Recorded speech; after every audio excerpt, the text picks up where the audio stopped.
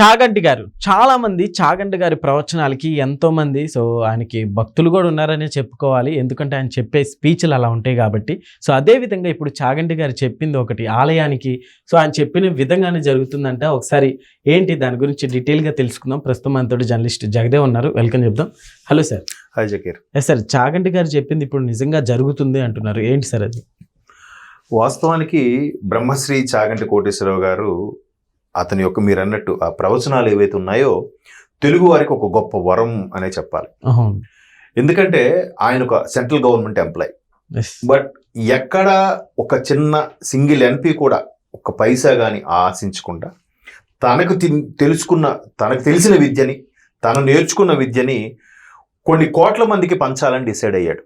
అది నిజంగా అట్లా చాలా కోటికొకరో ఇద్దరు ఉంటారు. ఎందుకంటే ఇవాళ రేపు చిన్న యూట్యూబ్లో వీడియోలు మాట్లాడితేనే దాని క్యాష్ ఎంత నాకెంత వస్తుంది అనుకుని మాట్లాడే రోజుల్లో ఆయన ప్రవచనాలు ఆడియో రూపంలో కానీ వీడియో రూపంలో కానీ అవి వాడుకొని మళ్ళీ ఆయన ఆడియోని సైడ్ నుంచి పెట్టి జస్ట్ విజువల్ పెట్టి క్యాప్చర్ చేసి వేసుకొని దాన్ని క్యాష్ చేసుకునే వాళ్ళు కూడా కొన్ని వందల మంది ఉన్నారు, నేను చూశాను. సో అటువంటి చాగంటి కోటేశ్వరరావు గారు ఏది చెప్పినా అక్షర సత్యం. సో ఈ మధ్యకాలంలో మీరు నమ్ముతారో లేదో తిరువన్నామలై అంటే ఎవరికి తెలియపోవచ్చేమో, అరుణాచలం అంటే అందరికీ స్ట్రైక్ అవుతాయి. తిరువన్నామలై అనే ఊరిలో తమిళనాడులో అరుణాచలేశ్వరుడు స్వామి, పంచభూత లింగాల్లో ఒక అగ్నిలింగం అరుణాచలం లింగం. సో అక్కడ రమణ మహర్షి అనే ఒక మహాసిద్ధ యోగి ఉండేవారు. ఆయన తర్వాత మహాసమాధి అయిపోయారు. ఆయన గొప్పతనం గురించి కానీ ఆయన ప్రవచనాల గురించి కానీ ఆయన హయాములో చూసిన ఒక మహిళ, తెలుగు ఆమె, కాకినాడకు సంబంధించిన ఎవరో కాంతమ్మ, ఎవరు ఆవిడ పేరు, కాంతమ్మ గారి లేఖలు అనే పుస్తకం కూడా ఉంది. అంటే రమణ మహర్షి గారిని అతి దగ్గర నుంచి చూసి ఆయన యొక్క ప్రవర్తన ఎలా ఉండేది, ఆయన ఒక సిద్ధ పురుషుడు ఎలాగ, భగవత్ స్వరూపుడు ఎలాగ, భగవాన్ రమణ మహర్షి ఎలాగ అయ్యారు ఏంటనే అవన్నీ కూడా ఆమె ఎవరికో లేఖలు రాసేదట. నాకు పూర్తిగా తెలియదు, క్షమించాలి. ఆ లేఖల సారాంశం అయితే రమణ మహర్షి గారు గొప్పతనం తెలుస్తుందని ఆయన చాలా సందర్భాల్లో చెప్పారు ప్రవచనాలకు. ఎవరు? చాగంటి గారు. చెబుతూనే అరుణాచలం ఏదైతే తిరువన్నామలైలో గిరి ప్రదక్షిణ సుమారుగా 14 కిలోమీటర్లు అంత ఉంటుందో అంత ఆ మార్గ మధ్యలో ఉండే దేవాలయాలు అన్నీ కలుపుకుంటూ వెళ్తే సుమారు ఒక 20 కిలోమీటర్లు నడిచినట్టే అవుతుంది. ఎందుకంటే మధ్యలో కుబేరలింగం అని, వాయులింగం అని, ఏవో మధ్య మధ్య లింగాలు కూడా ఉంటాయి. తర్వాత ఐశ్వర్యేశ్వరుడు టెంపుల్ అని, దక్షిణామూర్తి టెంపుల్, ఇవన్నీ టెంపుల్ చూసుకుంటూ వెళ్తే ఆ 14 కిలోమీటర్లు కాస్త 20 కిలోమీటర్లు అవుతుంది. దేవస్థానం మొదటి నుంచి అంతా తిరిగితే. ఎందుకు నేను ఎంత చెప్పగలుగుతాను, ఈ మధ్యన నేను కూడా గిరి ప్రదక్షిణ చేసి వచ్చాను.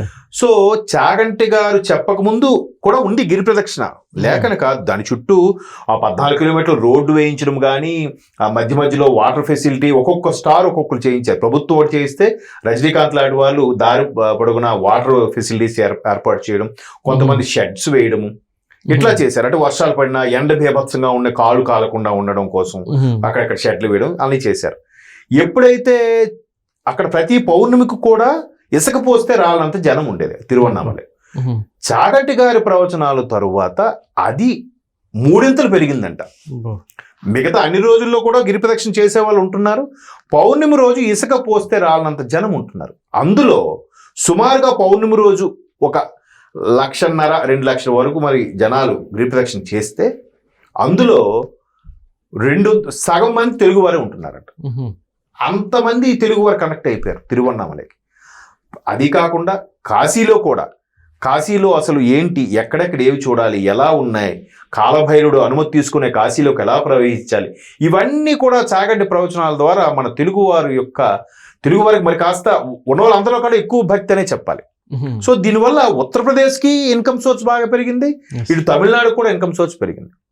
ఇప్పుడు ఇదే చాగంటి గారు మన ఆంధ్రప్రదేశ్లో గోదావరి జిల్లాలో ఉండే వాడపల్లి శ్రీ వెంకటేశ్వర స్వామి గారి గురించి కూడా చెప్పడం మనం ప్రారంభించాం. సో వాడపల్లి వెంకటేశ్వర స్వామిని కోనసీమ తిరుమల అని పిలుస్తారు. తిరుమల అంటే తిరుమల వెంకటాచలం, తిరుమల తిరుపతి దేవస్థానం. ఇది కోనసీమ తిరుమలగా పేరుగాంచింది. ఇక్కడ ప్రత్యేకత ఏంటంటే 7 శనివారాలను పూజలు నిర్వహిస్తారు. 7 శనివారాలు ఉదయం మ్యాక్సిమం సూర్యోదయానికి ముందే వెళ్ళి గుడి నిలబడి దర్శనం చేసుకుంటారు. దర్శనం చేసుకున్నాక స్వామికి ఏది మొక్కుకుంటారో అది గుడి చుట్టూ, అంటే గుడి ఆ కాంపౌండ్ వాళ్ళ చుట్టూ ఒక 11 ప్రదక్షిణలు ఎంతో చేస్తారు. ఓకే. అలాగే 7 శనివారాలు కంపల్సరిగా వచ్చి దర్శించుకోవాలి. ఇది చుట్టుపక్కల అటు ఉత్తరాంధ్ర నుంచి ఇటు కృష్ణా గుంటూరు వరకు కూడా చాలా మందికి నమ్మకమైన వ్యవహారం. ద్వారకా తిరుమల ఏదైతే చిన్న తిరుపతి అనుకుంటున్నారో అలాగే దీన్ని వాడపల్లి కోనసీమ తిరుమలగా పిలిచే దీన్ని కూడా సప్త శనివారాల పూజ చేసి స్వామి అనుగ్రహం పొంది ఎంతో మంది భక్తులకి కోరికలు వాళ్ళు అనుకున్నవి నెరవేరాయి. అది మరి కాస్త ప్రాశస్త్యం పెరిగింది. అంటే సహజసిద్ధంగా ఏర్పడిన దేవాలయం, దేవాదాయ శాఖలో ఉన్న దేవాలయమే. అటువంటి సప్త శనివారాలు మహిమగల వాడపల్లి వెంకటేశ్వర స్వామి దేవాలయంకి చాగంటి గారి గొంతు కలిసింది అనుకోండి, ఇంకెలా ఉంటది, మరి కాస్త ఇది పెరుగుతుంది.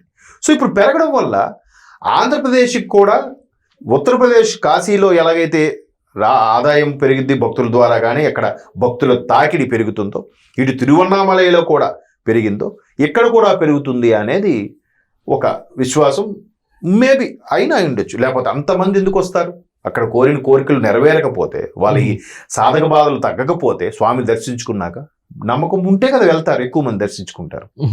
సో ఇట్లాగా ప్రభుత్వం కూడా దానికి తగ్గట్టుగా ఏర్పాటు చేస్తుంది. శనివారం వస్తే స్పెషల్గా బస్సులో వేస్తున్నారు. ఆ బస్సులకి ఇప్పుడు ఏదైతే ఆంధ్రప్రదేశ్ ప్రభుత్వం టికెట్లు ఫ్రీ అని చెప్పింది కదా మహిళలకి, పర్టికులర్గా వాడపల్లి వెళ్ళే బస్సులకు మాత్రం టికెట్ ఫ్రీ లేకుండా ఫస్ట్ ఇంట్రడ్యూస్ చేసింది. బట్ స్థానికంగా మహిళలు కొంతమంది ధర్నా చేశారు, కొంచెం డిపోలు ముట్టడించమో, డిపో ముందు ఏదో అడిగితే కొన్ని ఆ శనివారం రోజు మాత్రం కొంచెం స్పెషల్ బస్సులకి ఛార్జ్ చేస్తున్నారు, కానీ మిగతా బస్సులకి నో ఫేర్ అని కూడా అనౌన్స్ చేశారు. సో చాగంటి గారు ఏది చెప్పినా ఆయన మనసా వాచా కర్మన నమ్మి చెప్తారు, ఆచరిస్తాడు. కాబట్టి అది మన తెలుగు వారికి బాగా కనెక్ట్ అయిపోతుంది. ఆ కనెక్ట్ అయిపోవడం నేపథ్యంలో ఏదైతే తిరువన్నామలై, ఇప్పుడు చూడండి తెలుగువారి మీద అటాక్స్ కూడా జరుగుతున్నాయి అన్నారు తమిళనాడు తిరువన్నామలైలో, అదే అరుణాచలంలో. ఎందుకు? వాళ్ళకన్నా మన వాళ్ళు ఎక్కువ ఉంటున్నారు. ఈ తమిళనాడులో మన డామినేషన్ తట్టుకోలేరు. వీళ్ళు ఎక్కడికైనా వెళ్ళి డామినేట్ చేస్తారు, కానీ మన వాళ్ళు డామినేషన్ అనేది తట్టుకోలేరు. వాళ్ళు తమిళనాడు వాళ్ళకి ఎక్కడైనా పోటీ ఉందంటే ఒక తెలుగువాడే. ఆ కడుపు మంట వాళ్ళు స్పోర్టివ్గా తీసుకోలేరు, ఆస్ట్రేలియా వాళ్ళలాగా తీసుకోలేరు. కాబట్టి ఏమో ఈ ప్రతిసారి వీళ్ళు వచ్చేస్తున్నారంట, వీళ్ళు హడావిడి ఏంట్రా అని దీని మీద మన వాళ్ళ మీద అటాక్స్ చేయడం, మన వాళ్ళ దగ్గర ఉన్న డబ్బులు లాక్కి వెళ్ళిపోవడం, పర్సనల్ గట్రాల్లో పీకు వెళ్ళిపోవడం. అందుకే నైట్ టైం గిరి ప్రదక్షిణ చేసే వాళ్ళు గుంపులుగా చేయాలనే చెప్తున్నారు. సో అంటే కొంత ఇది కూడా ఉంది. ఆయన చాగంటి గారు చెప్పారు కదా అని చెప్పి పొలోమని వెళ్ళిపోయి దాని చుట్టుపక్కల పరిసర ప్రాంతాలు ఎక్కడెక్కడ తాగేసి, కూల్ డ్రింక్ తాగి బాటిల్ పడేసి, తినుబండాలు తిని చెత్తలు పడేసి అది కూడా ఉంది మన దగ్గర, మన వాళ్ళతో కొంతమంది. అది కొద్దిగా తగ్గించుకోవాలని మీ ఛానల్ ద్వారా మీరు రిక్వెస్ట్ చేస్తున్నా. బట్ ఆయన చెప్పాడు అని అంటే అది అక్షర సత్యం. కాబట్టి చాలా మంది నమ్మి విశ్వాసంతో ముందుకెళ్తున్నారు. వాళ్ళు తగ్గట్టుగా కోరికలు కూడా నెరవేరుతున్నాయి, వాళ్ళు అనుకున్నవి సాధించగలుగుతున్నారు. కాబట్టి ఆయా దేవాలయాలకు ఆదరణ పెరుగుతోంది. ఇప్పుడు వాడపల్లి కూడా అదే దీంట్లో పెరగబోతుంది అనేది ఇప్పుడు చాగంటి గారు ఇచ్చిన ప్రవచనంలో అర్థమవుతుంది. తప్పులేదు. జనరల్గా మన వాళ్ళు కూడా ఏంటంటే దూరంగా వెళ్తేనే ఏదో అని అనుకున్న కాదు, మన దగ్గరలో కూడా ఉన్నాయి, స్వయంభూవులు ఉన్నాయి. ఒక్కొక్క సమస్యకి లేదా ఒక్కొక్క దానికి ఒక్కొక్క పరిష్కారం గల దేవాలయాలు కూడా ఉన్నాయి. నాకు వాడపల్లి దగ్గరలోనే ర్యాలీ అని ఒక ఊరు ఉంటుంది. ఒక అటు రోడ్డుకి ఇటువైపు వాడపల్లి ఉంటే కొంచెం మళ్ళీ రోడ్డుకి క్రాస్ చేసి ఇటు వస్తే ర్యాలీ, రాకిండియా ర్యాలీ అనే ఊరు ఉంటుంది. అక్కడ స్వామి మోహిని అవతారంలో, విష్ణుమూర్తి మోహిని అవతారంలో ఉంటాడు. ముందుకి మనిషి విష్ణుమూర్తి అవతారం, వెనక్కి ఆడదాని కట్టుబొట్టులాగా ఉంటుంది, జడకట్టు నుంచి చీరకట్టు వరకు కూడా. దానికి కూడా వెళ్ళి దర్శించుకుంటే బాగుంటుంది. ఆ ర్యాలీ ఏంటంటే విష్ణుమూర్తి ఆడామగా కలిసిన స్వరూపం కాబట్టి భార్యాభర్తలు విడివిడిగా ఉద్యోగాలు చేసేవాళ్ళు అక్కడ దర్శించుకుంటే మన ట్రాన్స్ఫర్ ఒక దగ్గరే కలిసి జీవిస్తారట. అదొక సెంటిమెంట్ ఉంది. సో త్వరలో అది అలాంటి దేవాలయాలు కూడా అభివృద్ధి చెందితే ఇన్కమ్ సోర్స్ పెరుగుతుంది. చుట్టుపక్కల ప్రత్యక్షంగా పరోక్షంగా అందరూ ఆధారపడి బతుకుతారు. చుట్టుపక్కల కొబ్బరికాయలు అమ్ముకున్న వాళ్ళు, షాపులు వాళ్ళు, ట్రాన్స్పోర్ట్ వాళ్ళు, అభివృద్ధి చెందుతుంది కదా. ఒక విధంగా మంచిదే. దానికి తగ్గట్టుగా ఆంధ్రప్రదేశ్ ప్రభుత్వం అన్ని ఏర్పాటు చేయాలని కోరుకున్నాం. రాబోయే రోజుల్లో మరొక తిరువన్నామలైగా వాడపల్లి అదే కోనసీమ తిరుమల తయారవబోతుంది అన్నమాట. Okay sir, thank you.